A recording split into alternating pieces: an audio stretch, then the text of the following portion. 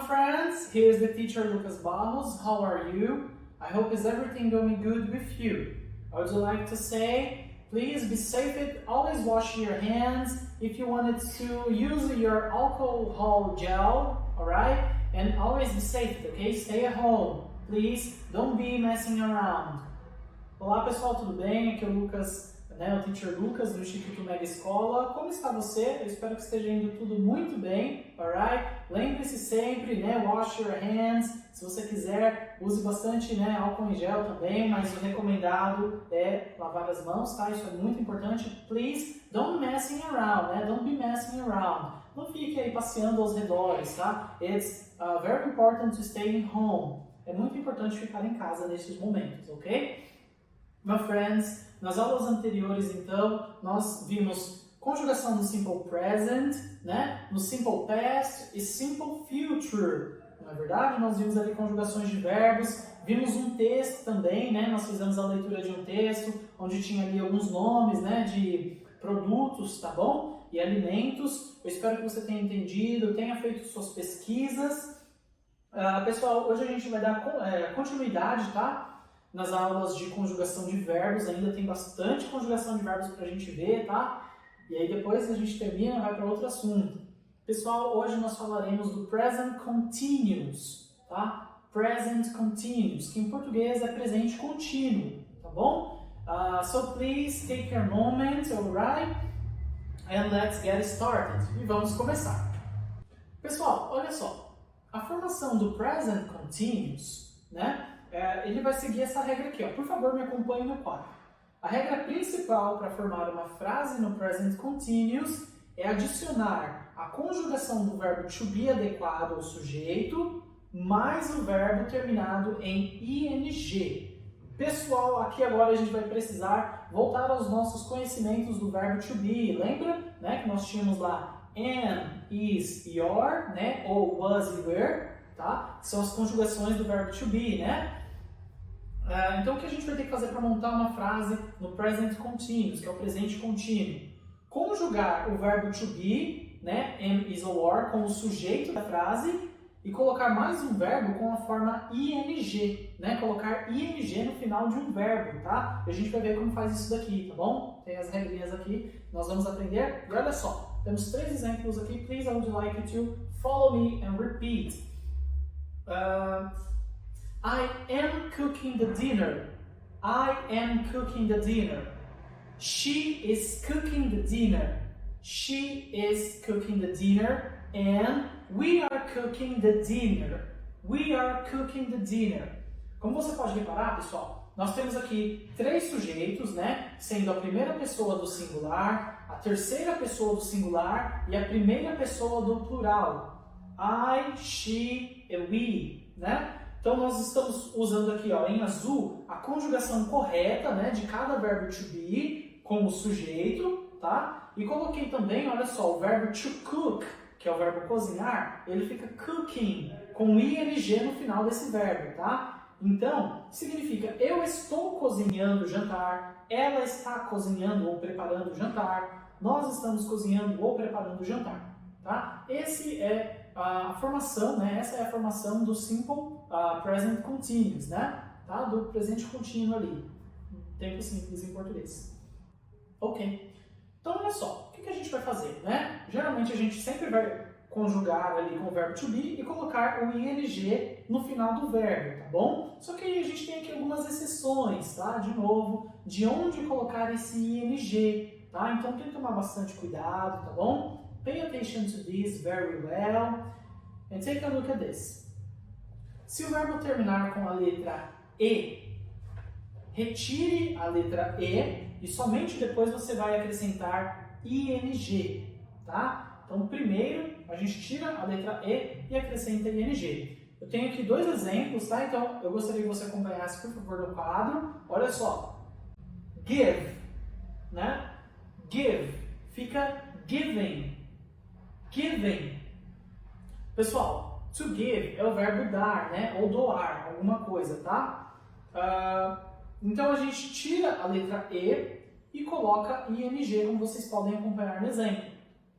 Nós temos aqui também o verbo live, né? To live, que é o verbo. Do you remember what verb is this? Você se lembra que verbo é esse? É o verbo morar ou viver. Então a gente faz o seguinte, tira a letra E deste verbo e coloca ing, ok? Living, living. I would like, please, you to pay attention to this. Então nós temos aqui dois exemplos, pessoal, né? O primeiro, olha só, Max, né? Max, o nome de alguma pessoa, não está dando o melhor de si. Ele não está se esforçando. In English, it goes like this. Max is not giving her best. Max is not giving her best. Pessoal, aqui a tradução seria Max como uma mulher, tá? Uma garota, tá bom? Lembrando que Max é um nome bem usado, né? Muito usado, e ele é unissex, tá? Então ele pode ser masculino ou feminino, tá bom? So, this is it. Max is. A gente está conjugando aqui com a terceira pessoa do singular, né? Que é o ela, Max, tá? Então a gente colocou o verbo is. E depois, para colocar na negativa, not. Max is not. E aí depois nós temos aqui o verbo to give, que é o verbo, né? Giving, né? Giving, conjugado na forma do ing, tá? Então, tal pessoa não está dando o melhor de si, não está se esforçando. Embaixo, então, aqui nós temos outro exemplo, olha só. Sheila is not living in Italy. I would like you, please, to repeat. Sheila is not living in Italy. Take a moment, please, and repeat. Alright, this is good. Sheila, né? A gente fala Sheila, né? Está morando na Itália. Então, olha só, aqui, Sheila é uma terceira pessoa do singular. É a mesma coisa que equivale a ela. Sheila, ela. Is living in Italy. Então, nós temos o verbo to live, né? Na forma ing. Antes dele, a gente tem o verbo is, que é conjugado com Sheila, tá? Então, ela está morando na Itália. Alright? Not at this exact moment. It's not a good moment to be in there, but, you know. Alright. Pessoal, então olha só, se nós temos um verbo que termina com a letra I, E, né, com essa sequência de letras, I e E, nós vamos substituir essas duas letras por Y e acrescentar o ING, tá? Então isso daqui, pessoal, para quem viu a aula de conjugação do Simple Past, você viu, né, você pode perceber que isso aqui é o contrário, né? Onde nós tínhamos o verbo que terminava com Y, nós retirávamos e colocávamos IED, não é verdade? Aqui é o contrário, tá bom? Please follow me on this both examples. We have here the verb die, tá? Que é o verbo morrer, die, né? Ele termina com as letras I e E. Então a gente faz o seguinte, substitui essas duas letras por Y e acrescentamos ING. Dying, morrendo, né? Dying, oh my God, I'm dying. Alright? O segundo, né, que é o verbo to lie, é o verbo mentir ou descansar. Este verbo ele tem duas traduções, tá? To lie, mentir ou descansar. Fica lying, mentindo ou descansando, tá bom? Lying. Então nós temos aqui dois exemplos. O teacher vai falar e eu gostaria que você repetisse também, tá? Por favor, repita, faça uma pausa e repita. He's dying of love. He's dying of love. Pause, please, and it's your turn. Ok, né? Ele está morrendo de amor, né? He's dying of love, alright? A próxima frase, né? Ó, eles estão mentindo para você. We say, they are lying for you. They are.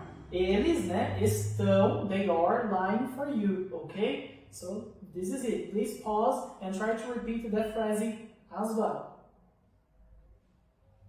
Alright, this is good, my friends. No próximo slide, pessoal, então, nós temos mais regras, né? Nós temos aqui mais uma regrinha, tá? Então, olha só.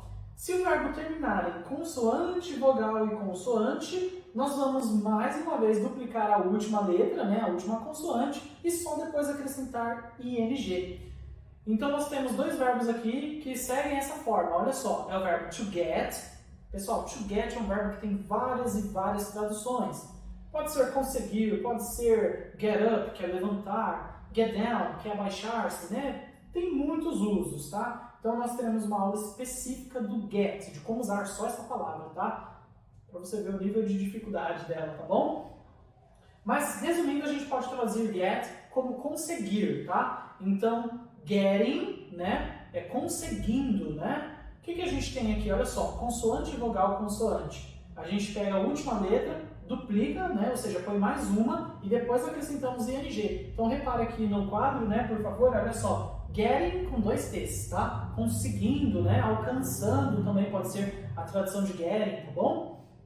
Pessoal, nós temos aqui também, então, olha só, a mesma coisa acontece com o verbo to stop, né, que é o verbo parar, tá bom? Então a gente coloca mais uma letra P, né, olha só, mais uma letra P e depois acrescentamos o ing, tá? Então, stopping. 2 exemplos, então, onde a gente pode usar esses verbos. Eu vou ler 2 vezes, tá? Uma mais rápida, outra devagar. E aí você, por favor, pause e tente pronunciar essa frase também, tá? So it goes like this. I'm not getting your point. I'm not getting your point. I would like you please to pause and try to repeat. Eu não estou entendendo o seu ponto de vista, né? I'm not getting. Então, olha só, pessoal, getting, nesse caso, a gente traduz como entender, né? Eu não estou pegando, eu não estou sacando, tá? Entendendo. É esse o sentido do verbo getting, tá bom? Segunda frase, olha só. Is the bus stopping in front of my house? Né? O ônibus está parando na frente da minha casa? Is the bus stopping in front of my house? I don't know. Eu não sei, né? Então, olha só, a gente pegou o verbo to be, colocou no começo da frase para fazer o quê? Uma pergunta, né? Então, lembrem-se, pessoal, que as regras são as mesmas, tá? Você pega o verbo to be, põe no começo da frase, forma uma pergunta, né? Você coloca o verbo to be depois do sujeito com not, fica na negativa, tá bom? Só que nesse caso aqui a gente tem um ing no final do segundo verbo, que é o verbo stopping. E isso caracteriza, né, característica do presente contínuo, tá? Então, o ônibus está parando na frente da minha casa, alright? Is the bus stopping in front of my house? Alright? That's it.